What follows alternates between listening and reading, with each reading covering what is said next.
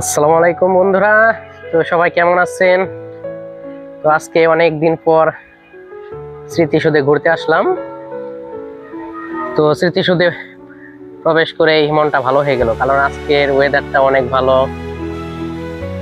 মেঘলা আকাশ, আবার স্মৃতিসৌধের পরিবেশটা অনেক ভালো।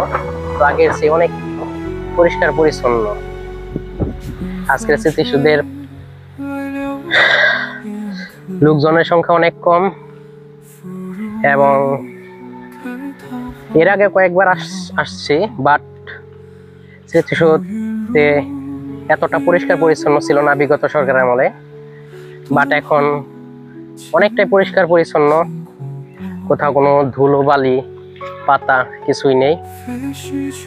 তো স্মৃতিসৌধটা চতুর্দিকে ঘুরে মনটা খুবই ভালো হয়ে গেল।